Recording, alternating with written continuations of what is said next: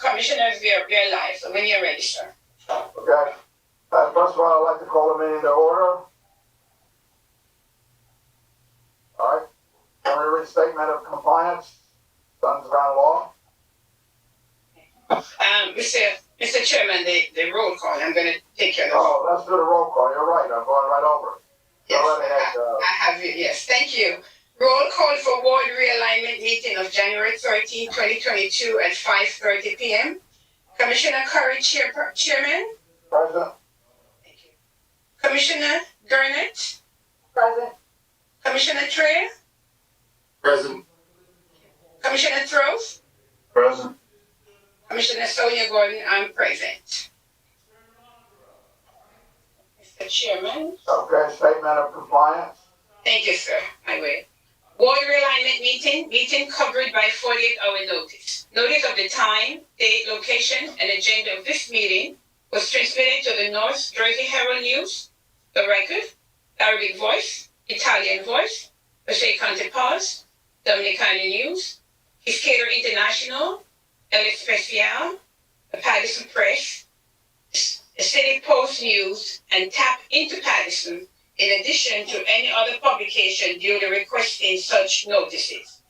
At about 11 a.m. on January 7, 2022, such notices were posted on the bulletin board in the offices of the city clerk at City Hall. Mr. Chairman? Okay, would everyone rise for the Pledge of Allegiance? Yes, sir. I pledge allegiance to the flag of the United States of America and to the republic for which it stands, one nation, under God, indivisible, with liberty and justice for all. Thank you very much. Madam Clerk, would you please read our public notice? Yes, Mr. Chairman. City of Paterson public notice. Pursuant to the Open Public Meetings Act, be advised that the Ward Realignment Commissioners have scheduled meetings commencing at 5:30 p.m. to be held virtually via WebEx or Zoom for the purpose of discussing the following matters. Public portion. Public portion, for those who would like to participate in the public portion, please dial 973-321-1579 and enter ID code 8326. I'll repeat the number. It's 973-321-1579 and enter ID code 8326. Press star 1 if you wish to listen to the meeting and star 3 to be added to the speaker list. Today, which is Thursday, January 13, 2022, with a discussion with board commissioners, Remington and Vernick engineers, and officials. Formal action may be taken. Mr. Chairman. Okay, thank you, Madam Clerk. You're welcome, To the public and commissioners and all that are listening, I would like to, at this point, turn the meeting over to Mr. Kevin Zaleski from Remington Burning, the engineering firm that have put our maps together that we could discuss the various maps. I believe it's 2 different scenarios. Then we will have discussions from the public before we take a vote, hopefully with this being our final meeting. Kevin, are you ready? All right, thank you, Chairman Curry. So if I may, I'm going to share my screen. I have the agenda correct. Can everybody see? I have the agenda posted. Does everybody see the screen? Yes. Okay. Very good. So just to recap, to bring everybody up to date, I'm going to drag over the current census data. I think I can get that over. Okay. So in the city of Paterson, they have 6 wards. And taking the reallocated Census 2020 population data, and again, under Title 40, we're only dealing with population. And every 10 years, the census is taken. So in order to rebalance or get with less than 10% deviation between the lowest and the highest populated ward in any municipality. And they do that every 10 years just to do just that balance, to achieve that balance. So as of the reallocated Census 2020 data, there's 160,702 people in the city of Paterson spread over 6 wards. So we take that total and we divide it by the 6 wards and we get the average that we're looking for by the number of wards, which is 26,784. We take that 10% average that we need to formulate, and we need to work with, which is 2,678 people. We then take that number, that factor that we need to work with, and divide it in half and subtract it from the average for the low and add it to the average for the high, which gives us that 10% range around that mean that we're looking for to achieve that balance between all 6 wards in the city. So with that, the low range of any ward in Paterson would be 25,444. The high range would be 28,123. So we need to be within that high and low in order to achieve that balance that we're looking for. So with that, if you look here at the current breakdown by census population for the current wards in the city, Ward 1 is high at 28,770, above the 28,123 we're looking for. Ward 2 is in compliance. That's green. Ward 3, however, is low at 25,099, below the 25,444. That would be the low of the range. Ward 4 then is on the high side at 28,781, above the 28,123. And then Ward 5 and 6 in the city are compliant, where they are now. So half of the wards in the city of Paterson are either low or high, and out of compliance with that range of the 10% or less deviation. So just to show folks, this is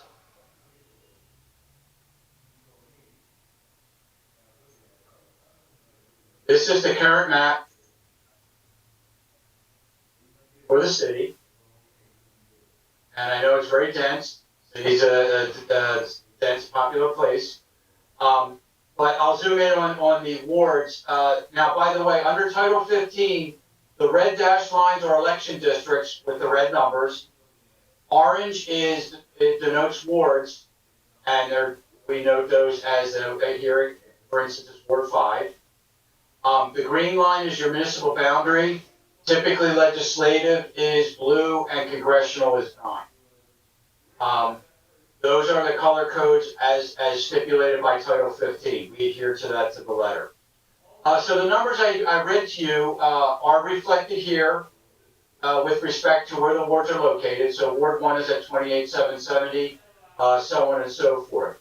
So this is, in fact, your current ward map for the city. So like we had said before, Ward 1 is too high, Ward 3 is low, and Ward 4 is high. 2, 5, and 6 are in compliance. So the first scenario, and I'm going to update this map,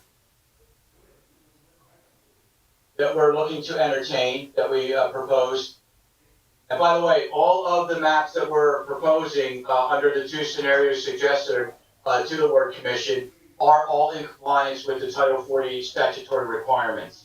That is, we try not to break up or disenfranchise communities or like neighborhoods wherever possible.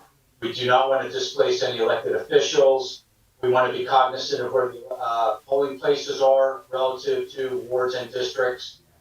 A district should be compact and contiguous, as well as defined by a natural or man-made feature, such as a road, railroad, a waterway, something you can identify and see in the field. You probably will notice these blue polygons, as we call them. These are known as census blocks.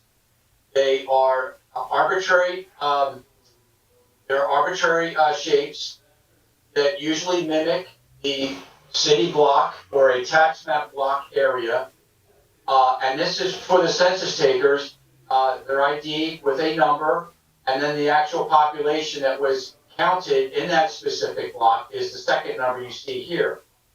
In most, not all cases, the census block mimics, like I said, the tax map block or the city block proper, which makes it a very accurate mean way to identify and count population when we're looking at that balancing that we're trying to achieve relative to neighborhoods, election districts, polling places, which is identified right here in the green square with the flag-looking stick on the top. That is a polling place here in the city. And we use that information in order to minimize the impact that would be performed in this rebalance. So we'll look at whole districts first, because under Title 19, they follow the same criteria as far as compactness, contiguousness, and identifying those boundaries with natural and man-made features. Sometimes that's not always the case, so we will have to go to the census block level. But this is the reallocated Census 2020 data as it was released on September 23rd of last year. So our first scenario, we're looking at taking Ward 1, District 10, which is 924 people, and moving that to Ward 5, which can take that population, and as we identified, Ward 1 is high. And then conversely, taking Ward 4, District 11, and census blocks, the blue areas, 1008, 2003 through 2005, 2007, and 2008, which is 745 from 4 and putting it into 3. So those areas would be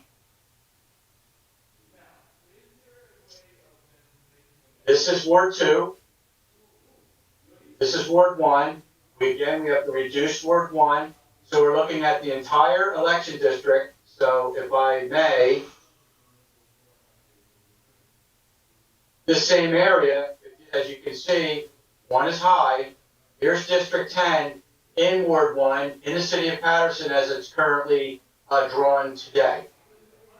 Under scenario 1, we're proposing taking, excuse me, hit the pan.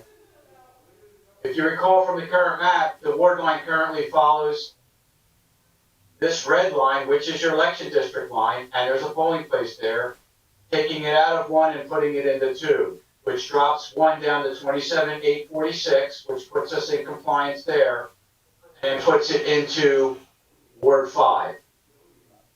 Again, these are your polling places, and the purple asterisk here are the locations of your elected officials, which again, we do not want to displace anybody.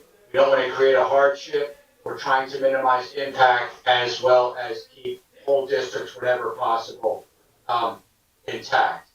So that's half of scenario 1.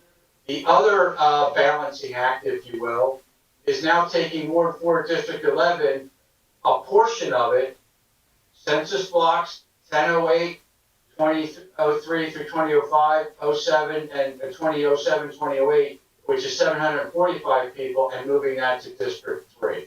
So where that is, that's this area here. So if you go to the current map,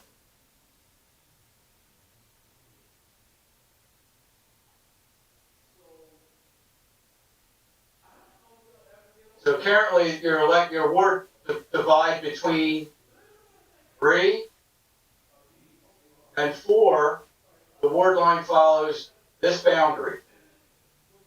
It goes along 7th to 9th and so on. We're looking to move the line from here and taking these census blocks, again, the numbers I rattled off, 1008, 2005, 04, and so on, and coming down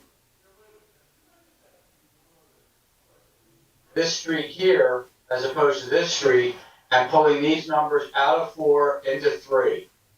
What that does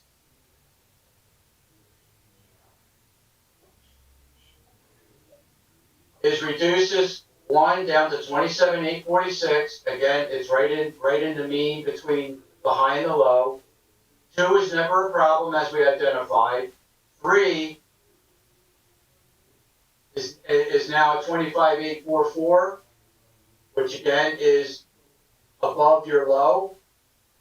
4 is now 2836, and 5 is 26,885, and 6 is 25,541. We didn't touch those. Those 2 moves, impacting the least amount possible, not displacing anybody, using natural man-made features, brings our less than 10% deviation between any 2 wards in the city within compliance, and everything now goes to green. That is scenario 1. Are there any questions from the commissioners for scenario 1? Any questions? Okay, Chairman, with your permission, I'll go ahead and present scenario 2. Yes, go right ahead. All right. So again, we offer 2 scenarios to the ward commissioners for consideration.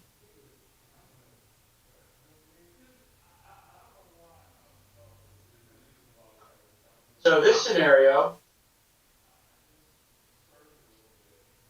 we're looking again to take, in this scenario, Ward 1, District 11, which is 2,245 people, and moving that to Ward 5. Ward 4, District 5, which is 1,667 people, to Ward 3, and then Ward 5, District 4, census blocks 1009 through 1011, which is 490, and moving that to Ward 3. So if you recall from the current map,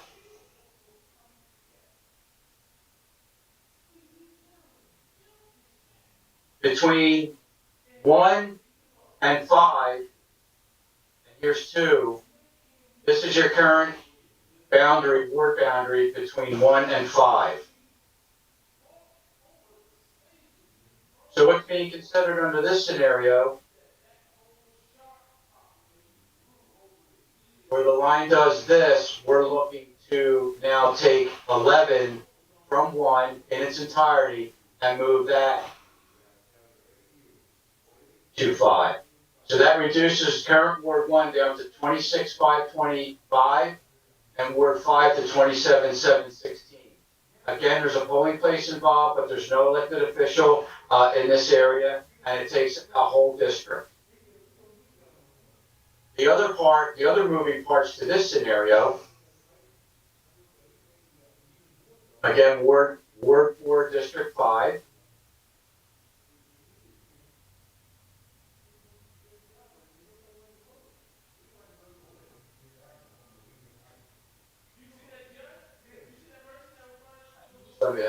Give me a minute to get my bearings here. Okay, so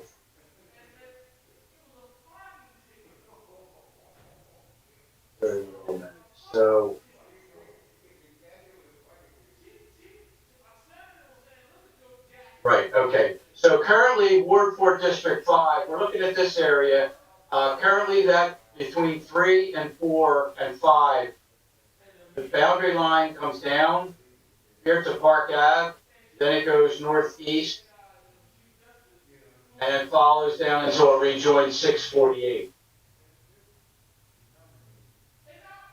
So what we're looking to do here is where it currently does this jog here, these 3 census blocks would now come out of 5 and go into 3. So instead of doing this jog that it's doing presently here, we're looking to clean that up and come straight down to 17th Ave and then down along East 31st Street, and moving these 3 blocks from 5 into 3. And then the last piece of this scenario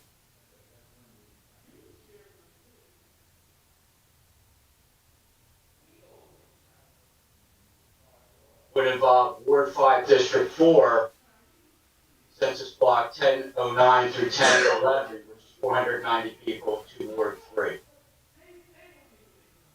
So,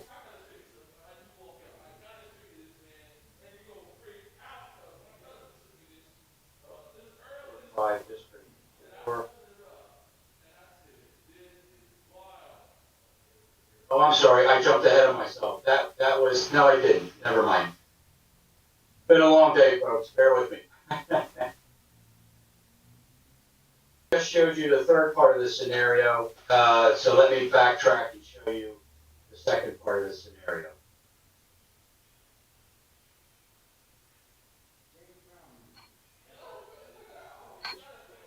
So,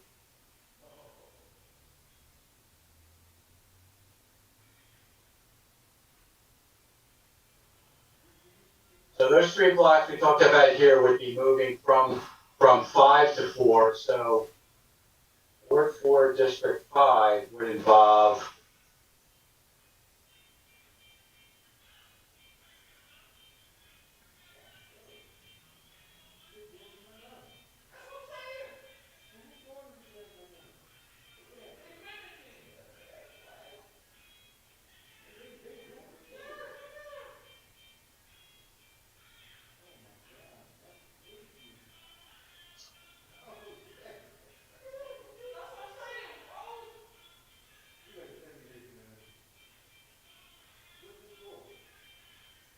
Right there.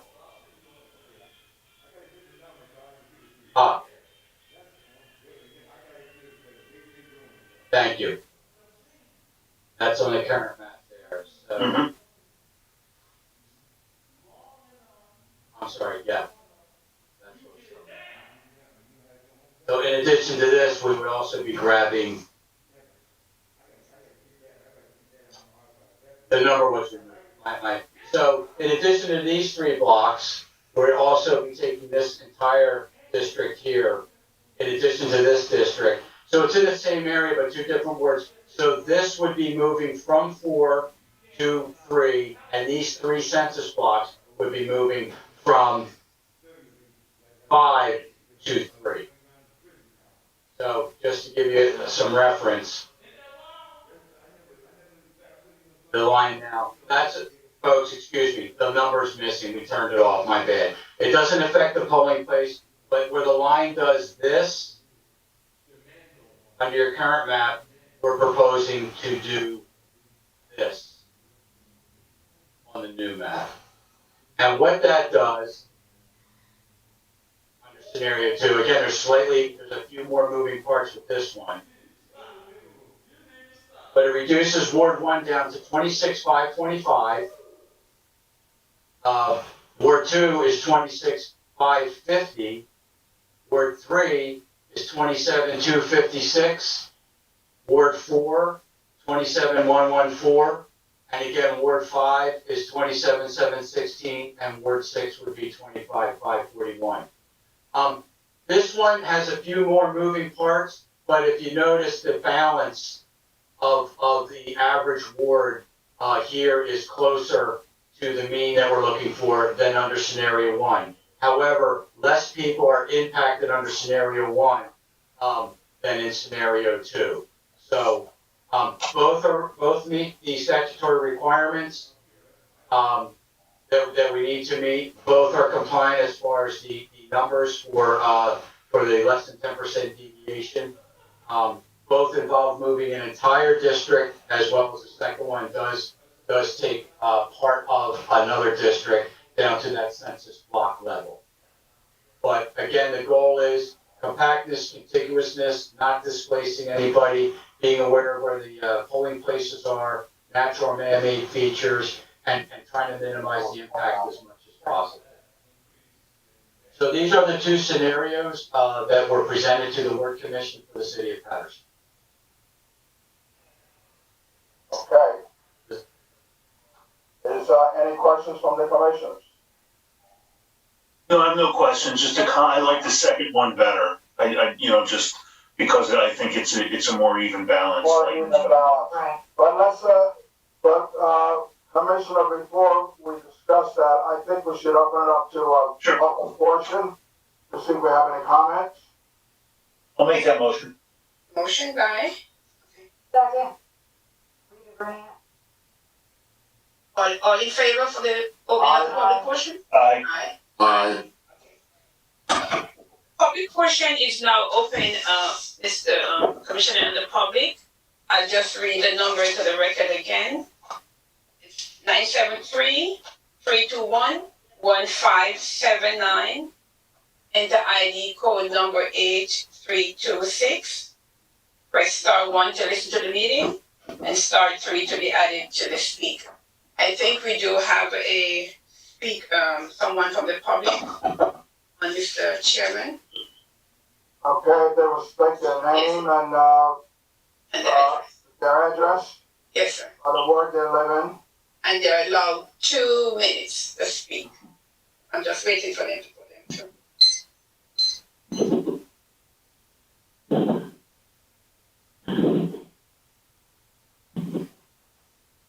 And Chairman Curry, I'm taking the liberty of, I'm displaying both maps, if you can see them, and I can zoom in and Okay. out. Scenario 1 is here on the left, and scenario 2 is here on the right. And I can zoom in and out as needed for the public. Okay. And also, Mr. Chairman, it's also on our YouTube and the city website. I had placed it there since the last meeting. And also our channel 77 and channel 32. Okay. So the public has some opportunity to see it. Is the first speaker available?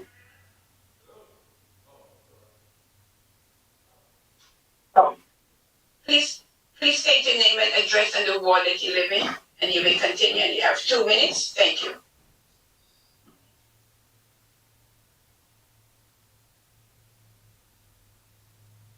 Is me? Go ahead. Yes, you're ready. Go ahead. Okay, 1 second. I can't go in here. Yeah. Okay. Okay. Hello? Good evening. Can you hear me, madam? Yes, we Hi, can hear Madam you. Clerk, can you hear me? Yes, Commissioner, if you can Okay, hear I need to say, your name, your address, and the ward that you live in. okay. Thank you. My name is Councilwoman Ruby Cotton. My address is 446 East 27th Street.